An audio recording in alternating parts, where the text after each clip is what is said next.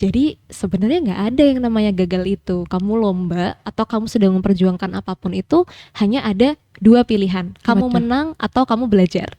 Prestasi itu bagiku adalah ya seperti yang Rasulullah sebutkan dalam sebuah hadis ya.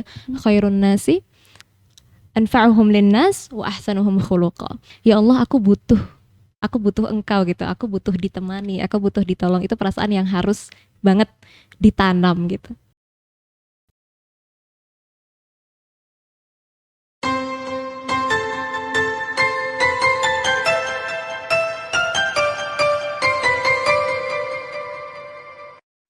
Assalamualaikum warahmatullahi wabarakatuh. Halo Sobat Orasi, gimana nih kabarnya hari ini? Semoga sehat dan bahagia selalu ya. Dan semoga aktivitas di bulan Ramadan ini lancar semuanya. Jumpa lagi di podcast Orasi, obrolan seputar Islami. Bareng aku Wiwit Nutri Rinjani sebagai host hari ini. Dan aku nggak sendirian Sobat Orasi. Pastinya aku kedatangan tamu yang sangat spesial, yaitu Mapres UMY dengan Kak Jihan Insyira Zahrani. Halo Kak Jihan, Hai, gimana kabarnya nih? alhamdulillah baik. Alhamdulillah. Nah, Kak Jihan ini sekarang kesibukannya apa aja sih? Ya, sekarang ya kayak teman-teman mahasiswa yang lain ya kuliah ya, kemudian kesibukan Ramadan seperti biasa dan juga persiapan untuk Pilmapres tingkat berikutnya. Oke, persiapan Pilmapres tingkat berikutnya. Hmm. Nah, mungkin bisa diceritain gimana cerita awal untuk mengikuti Pilmapres. Iya, jadi Pilmapres itu sebenarnya sesuatu yang ada di luar keinginan aku ya. Oh gitu. Iya, jadi Pilmapres nggak pernah ada di dalam list of goals aku. Oke. Misalnya tahun ini mau jadi Mapres UMY gitu, nggak Wow. pernah terpikirkan sebelumnya gitu. Cuman qadarullah ya, kemarin pas libur semester Ya. dosen aku, lebih tepatnya Sekprodi gitu ya, menghubungi terus memerintahkan gitu ya, soalnya waktu itu diksinya mewajibkan. Oke, Saya mewajibkan kamu untuk ikut Pilmapres gitu. Ya karena perintah dosen gitu ya, perintah guru. Oke. Oke Miss, siap gitu. Ya udah, waktu itu akhirnya ya dijalanilah prosesnya dari Pilmapres fakultas. Alhamdulillah juara 1 di fakultas, terus lanjut ke tingkat univ. Gitu. Dari awal udah nyangka belum bakalan kepilih jadi juara utama Mapres UMY?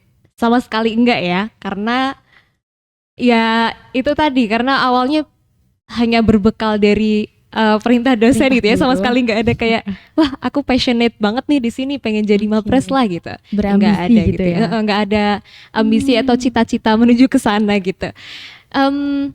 Dan ketika berkumpul dengan teman-teman yang finalis dari masing-masing fakultas itu Iya. kan mereka semua keren-keren ya, Masya Allah, Of luar biasa. course. Jadi kayak wah ini kayaknya kalau dihitung-hitung Ya. udah nggak ada space untuk aku juara Oh gitu. Sempat pesimis berarti? Ya sempat apa ya, nggak optimis lah gitu, karena melihatnya kalau misalnya juara 1 sampai 5 gitu ya, Oke. sampai harapan 2 kayaknya udah ada orangnya deh gitu. Karena melihat apa namanya, presentasi gagasan kreatifnya, ngelihat wah kayaknya mereka keren-keren semua. Tapi nggak apa-apa lah, maksudnya aku niatin kesini pertama untuk tadi taat sama guru gitu ya, taat Oke. sama dosen. Yang kedua ya mau belajar gitu, belajar sama mereka. Oke. Karena dari Pilmapres itu banyak aspek-aspek yang dinilai. Betul. Apa aja tuh mungkin? Yang dinilai itu pertama itu dari capaian unggulan. Capaian Oke. unggulan tuh portofolio kita, kayak prestasi di kompetisi, pengakuan misalnya pernah jadi narasumber, Oke. terus penghargaan, hasil karya, buku gitu-gitu ya, atau aksi pemberdayaan manusia gitu, pemberdayaan apalagi ya, kewirausahaan gitu-gitu. Jadi banyak aspek di capaian unggulan itu. Yang kedua ada gagasan kreatif. Jadi kita Gagasan bikin sebuah gagasan yang jadi solusi atas permasalahan tertentu di SDGs, Sustainable Development Goals. Habis itu ada penilaian bahasa Inggris juga. Jadi memang kalau istilahnya, kalau kata Bapak Ketua LPKA ya, Oke. Mapres itu manusia setengah dewa gitu. Jadi Manusia. iya. Karena menguasai Karena semuanya. iya harus apa ya, dituntut buat multi talented, harus aktif organisasi juga gitu kan. Dan juga bermanfaat untuk semuanya. Betul. Pencapaian prestasinya juga harus banyak. Iya. Bahasa juga harus dikuasai. Iya, makanya gitu. Nah, aku tuh jadi kepo, persiapannya untuk mencapai, untuk menanjaki itu semua tuh apa aja sih persiapannya? Iya. Jadi persiapannya pasti dimulai dari tingkat fakultas ya. waktu itu karena yang memerintahkan untuk ikut itu Miss Khalifah ya, Syekh Iya. Prodi. Jadi aku sekalian minta beliau untuk jadi dosen pembimbing. Oh, Jadi oke. untuk gagasan kreatifnya aku konsultasi sama beliau. Jadi pertama persiapannya ya bikin gagasan kreatif sambil ngerjain skrip untuk video bahasa Inggris karena ada ada bikin video bahasa Inggris juga gitu ya. Iya, jadi persiapannya di situ, terus mengumpulkan sertifikat-sertifikat untuk capaian unggulan gitu. Itu sih. Hmm, Ya, pas pertama baca buku panduannya emang wah ini banyak banget ya gitu. banyak banget Gagasan gitu ya. kreatif apalagi tuh Mm-mm. sesuatu yang baru buat aku ya, karena aku belum pernah ikut lomba yang sifatnya kepenulisan. Oke. Betul. Berarti ini untuk pertama kalinya menghadapi struggle dalam kepenulisan karya ilmiah itu. Iya, betul. Oke. Lalu apa sih perjuangan yang paling berkesan dari semua itu?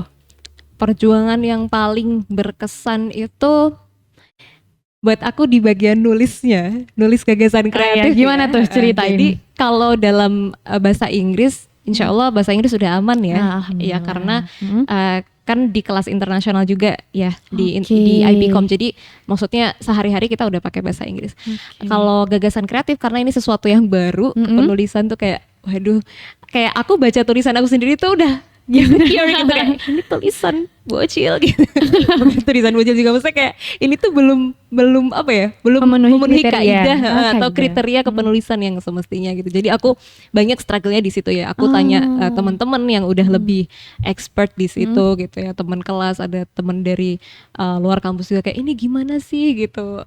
Terus konsultasi sama dosen juga. Jadi banyak alhamdulillah banyak belajar juga jadinya di situ. Kayak akhirnya nyadar banget wah ternyata di bidang ini tuh aku masih kurang banget nih. Aku harus banyak banget belajar, banyak PR di situ. Gitu. Terus yang kedua yang struggle itu sebenarnya adalah di samping struggle di penulisannya ya, sesuatu yang teknis sifatnya, adalah struggle memerangi perasaan insecure gitu, kayak perasaan insecure terus underestimate sama diri sendiri, kayak yang ya kayak aku disclaimer di awal tadi, aku sama sekali nggak nyangka ya, bahkan aku ngerasa kayak kayaknya nggak ada space lah buat aku juara. Ya udah nggak apa-apa. Ya udahlah nggak apa-apa, nggak apa nggak juara gitu kan. Oh berarti dari awal udah legowo juga? Iya, jadi dari awal memang udah ya aku tetap berusaha untuk melakukan yang terbaik gitu ya. Tapi juga dengan posisi hati yang ridho gitu ya, siapapun yang menang kayak ya Allah aku ridho kalau nggak menang gitu. Nah ini unik nih Sobat Orasi. Jadi ketika kita menginginkan sesuatu, kita sambil berusaha semaksimal mungkin, tapi kita juga sudah mempersiapkan ruang untuk legowo gitu. Betul. Mungkin bisa cerita sedikit mengenai pentingnya atau apa ya strategi dalam berkompetensi mungkin? Ya berkompetisi ya. Jadi karena aku sebenarnya sering banget ikut kompetisi ya, ikut lomba tuh dari kapan? Dari TK. Oh dari TK. Iya. Dari TK. Cuman dari TK itu biasanya aku lombanya yang sifatnya perform ya, kayak lomba dai cilik kayak gitu, lomba tartil misalnya. Terus waktu SMP udah mulai English speech, habis itu SMA mulai masuk ke Arabic speech, debat, sampai sekarang debat bahasa Arab gitu. Nah kalau lomba yang kepenulisan memang baru sekarang banget di Pilmapres itu, jadi pas ngerjainnya kan juga kayak apa ya, sering banget ngerasa wah ini nggak aku banget, aku nggak bisa, apa aku mundur aja ya gitu. Oh sempat ngerasa gitu? Iya, itu dari mulai di fakultas itu udah apa aku mundur aja ya gitu, tapi kan nggak bisa karena itu amanah dari dosen ya, itu harus dipenuhi gitu. Iya, bahkan iya itu yang pikiran yang sering muncul sampai di tingkat universitas kayak apa aku mundur aja ya gitu. Aku rasa strategi kompetisi ya yang mungkin belum dimiliki oleh teman-teman lain yang di luar sana yang sedang berkompetisi. Itu adalah strategi untuk legowo itu tadi, untuk ridho itu. Jadi karena aku udah sering banget lomba nih dari TK gitu ya sampai sekarang, dan aku pernah selalu juara. Enggak juga.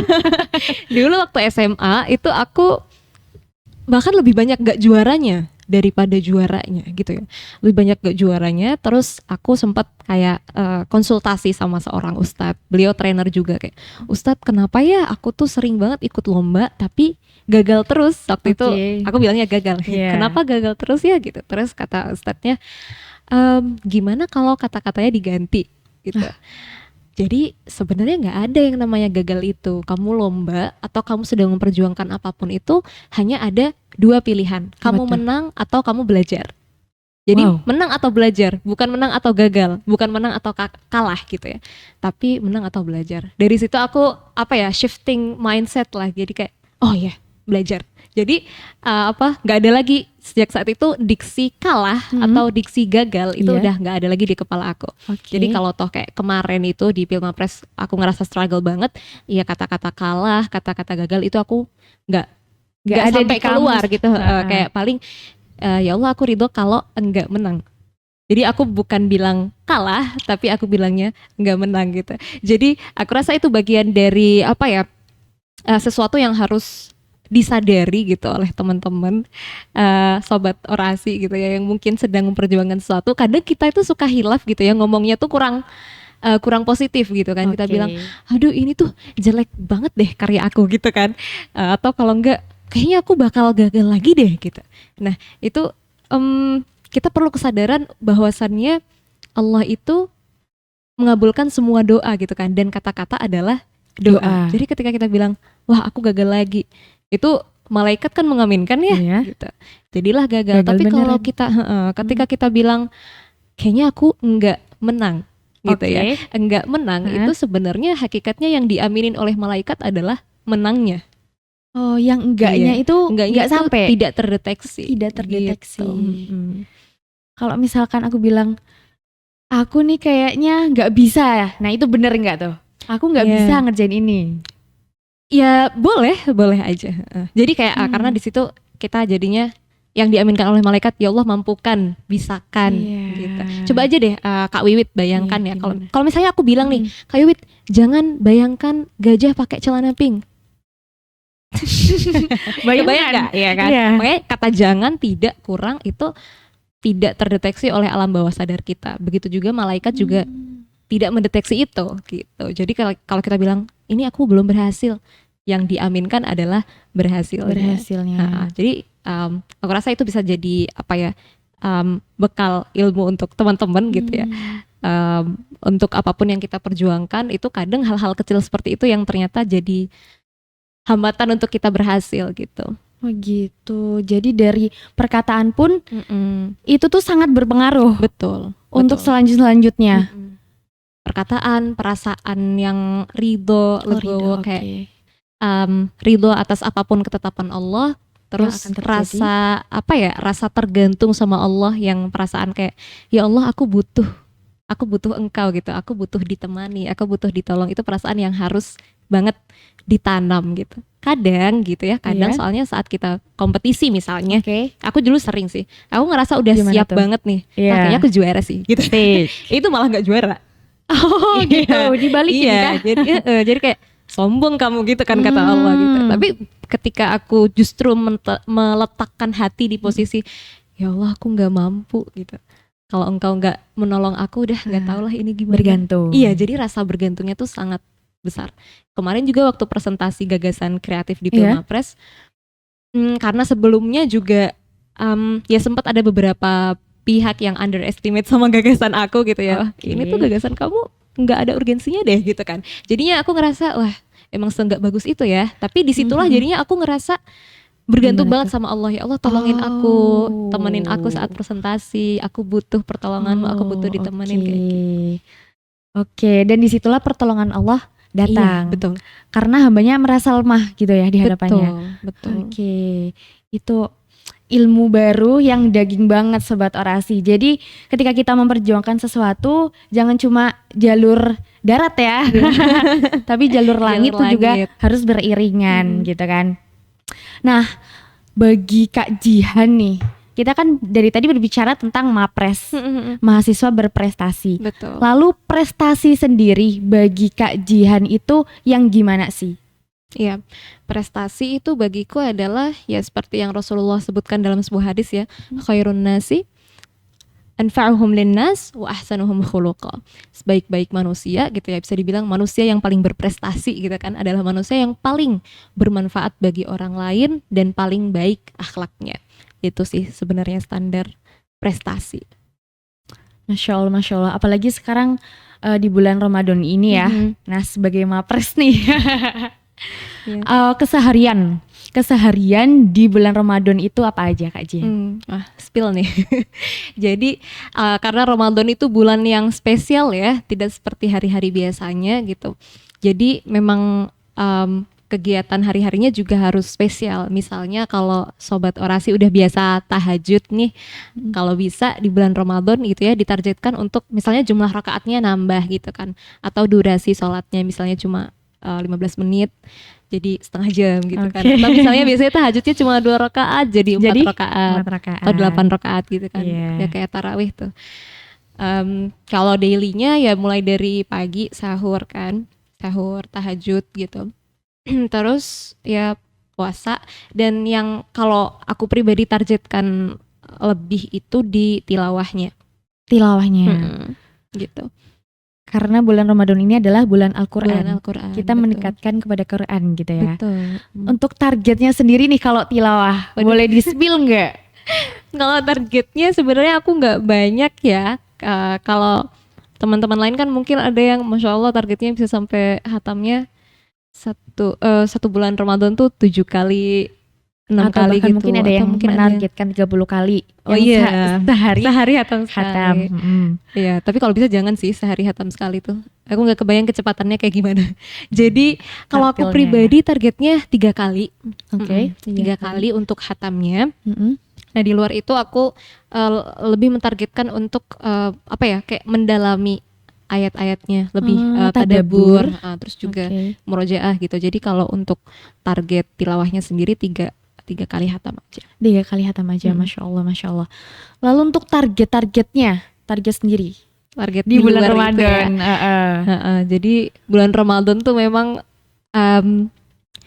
sayang banget kalau misal kita lewatkan hanya dengan puasa aja gitu ya. Ya puasa tuh bukan nggak bisa disebut hanya ya, itu sesuatu yang luar biasa, tapi sayang banget kalau kita nggak memanfaatkan itu untuk meningkatkan hubungan kita sama Allah, meningkatkan relationship kita sama Al-Quran gitu. Jadi target aku ya mengistiqomahkan tahajud itu tadi, karena sebelumnya ya belum gitu kan, belum istiqomah. Kemudian duha, terus aku mentargetkan atau mengusahakan untuk setiap hari itu belajar hal baru. Ya tapi ilmu agama lah ya sifatnya. Jadi aku nonton video di YouTube gitu. Biasanya aku nonton di channel Yakin Institute. Itu kan ada series Ramadan gitu ya. Jadi aku targetkan untuk belajar setiap hari di situ gitu. Tambah ilmu baru. Di sela-sela kuliah berarti? Iya, paling biasanya malam kayak habis tarawih gitu. Berarti kuliahnya ini jamnya dari pagi sampai siang kah atau sore? Biasanya sampai sore sih, dari jam 9 sampai sekitar ada yang sampai jam 3, kadang sampai jam 5 gitu. Dan untuk malamnya free, terus untuk belajar hal-hal baru tadi itu. Iya, betul. Nah, ngomong-ngomong pembagian waktu nih, menurut Kak J yang sibuk banget gini kan pasti penting banget ya. Mungkin betul. Tips membagi waktu ala Kak Jihan. Iya, teman-teman pasti udah tahu sih ya tentang membagi skala prioritas ya. Kan ada biasanya kita diajarin bagi skala prioritas jadi 4 hal. Yang pertama yang penting dan mendesak, penting tidak mendesak, terus tidak penting mendesak, dan tidak penting tidak mendesak gitu. Itu kita bagi ke skala prioritas itu. Tapi ini sesuatu yang sifatnya udah lumrah ya, maksudnya udah sobat orasi pasti udah banyak yang tahu gitu. Aku pengen nambah insight baru gitu ya untuk mengoptimalkan waktu kita. Kan kita punya waktu sama ya sebenarnya sehari 24 jam. Tapi kita lihat tuh kadang orang ada yang 24 jam itu bisa produktif banget, bisa dapat, bisa ngelakuin banyak hal gitu. Betul. Tapi ada juga yang 24 jam tuh 10 jamnya tidur gitu. Terus sisanya ngapain gak jelas gitu. Waktu luang gitu. Iya, waktu luang, terus gak banyak yang bisa dilakuin misalnya. Atau orang yang kelihatannya keburu-buru terus gitu kan. Nah itu artinya waktunya kan berasa singkat sekali gitu. Nah aku pengen berbagi insight untuk keberkahan waktu lah ya istilahnya. Jadi guru aku ngajarin untuk kita selalu mengawali hari itu dengan hal yang positif. Oke. Hal yang positif ini lebih spesifiknya adalah sesuatu yang sifatnya kita mengingat Allah ya, entah itu kita zikir gitu kan, baca zikir pagi misalnya, atau kita tilawah di pagi hari gitu kan. Karena sering kan kita bangun tuh langsung HP, langsung misalnya, Iya, biasanya kayak gitu. Iya. Gen Z banget, Gen Z Iya, banget. Gen Z banget ya. Kita bangun langsung lihat HP gitu kan. Biasanya dari apa namanya? Matiin alarm dulu, habis Iya, itu berlanjut berlanjut. scrolling gitu, Instagram, TikTok segala macam. Jadi kalau bisa gitu ya itu dihindari apa screen time di pagi hari Oke. yang baru bangun banget itu, Mm-mm. kita isi dulu tubuh kita gitu ya dengan Iya. energi yang positif. Kita zikir, kita tilawah gitu kan. Masya Allah. Insya Allah Afirmasi. sepanjang hari itu Mm-mm. akan jadi waktu yang berkah dan kita bisa lebih produktif gitu. Karena ditentukan dengan waktu-waktu awal kita baru bangun tidur itu. Iya, kan ada quotes tuh, win your morning, win your day. Menangkan pagimu, menangkan harimu. Gitu. Iya, jadi awalin dulu dengan yang baik. Nanti insya Allah sepanjang hari dimudahkan sama Allah dan dibikin produktif. Oke. Nah, di bulan puasa ini ya, selain kita ngisi dengan hal-hal ibadah gitu kan, pasti KJ sebagai mahasiswa pasti punya kesibukan lain gitu di area kampus gitu kan. Betul. Nah, mungkin target terdekat sih di bidang non-akademik itu apa sih Kak Jian? Ya, target terdekat ya. Kemarin tuh kan di bulan Desember Oke. aku ada seleksi. Jadi ada National Selection for International University Debating Championship. Jadi Oke. seleksi nasional untuk memilih perwakilan Indonesia di ajang debat bahasa Arab internasional. Wow. Iya, Wow. dia dan alhamdulillah tim aku Ya. dapat juara 1. Jadi insya Allah nanti di bulan Mei, mohon doanya ya Sobat Iya. Orasi. Nanti di bulan Mei insya Allah akan mewakili UMY dan Indonesia untuk Masya debat bahasa Allah. Arab internasional di Qatar. Mewakili Indonesia Iya, untuk betul. debat bahasa Debat bahasa Arab di Arab. Qatar. betul. Bulan Mei nanti. Bulan Mei ya. Wah, Gitu yang terdekat itu sih. Insya Terus, Allah. itu kan bukan suatu hal yang kecil ya. Betul. Pasti persiapannya itu juga banyak juga, apalagi kan itu tim, bukan Iya. sendiri gitu kan. Betul. Nah, itu gimana dengan membalancekan juga dengan waktu teman-teman yang lain juga yang pasti sibuk juga. Gimana tuh? Ya, ya itu komunikasi sih ya. Pasti kita harus banyak-banyak komunikasi sama tim gitu Komunikasi, kan. iya. Iya. Aku sebagai ketua timnya kan harus banyak Oke. apa ya? Gimana menjalin komunikasi hubungan yang baik sama mereka, bondingnya harus bagus. Gimana biar apa ya? Ngasih awareness sama mereka bahwa lomba kita ini penting gitu ya. Itu udah pasti mereka sadar sih karena ini lomba internasional ya. Jadi kayak kita Udah harus- sama-sama ya sadar. kita punya kesadaran kalaupun kita nggak bisa ngumpul, Ya. semua melakukan persiapan yang sifatnya individu gitu kayak Oke. latihan pribadi, apa yang kurang dari diri masing-masing itu dikembangkan sendiri-sendiri gitu. Oke. Alhamdulillah mereka udah ini sih, insya Allah udah punya kesadaran untuk itu. Berarti satu tim itu ada berapa anggota? Satu tim 4 orang, yang satunya cadangan. Dari mahasiswa yang asalnya dari Indonesia semua? Atau? Kalau itu kan kita berempat ya, yang 2 itu dari Yaman, yang 1 aku, yang satunya lagi mixed Indonesia Saudi. Dari Iya. luar berarti? Ya, Asalnya dari luar, mahasiswa luar yang kuliah yang di kuliah sini. UMY, betul. Terus satu tim. Betul. Semoga semuanya lancar ya nanti Amin, di bulan Mei dan dari hari-hari sebelumnya. Amin ya Dan pulang bawa kejuaraan. Allah. Amin. Insya Allah Amin, bisa. amin ya rabbal alamin. Semoga ya bawa piala untuk UMY. Dan mengharumkan nama UMY. Insya Allah. Nah, Sobat Orasi, nggak kerasa nih kita udah ada di penghujung podcast. Mari kita dengarkan closing statement dari Kak Jihan. Jadi kita sekarang ada di bulan Ramadan ya. Bulan Ramadan itu, kata Ramadan itu dalam Al-Quran hanya disebutkan 1 kali di surat Al-Baqarah ayat 185. Syahrul Ramadan alladzi unzila fihil Qur'an. Jadi ketika disebut Ramadan dalam Al-Quran itu dilekatkan pertama kali dengan Al-Quran, bukan dengan siyam, bukan dengan saum, bukan dengan puasa.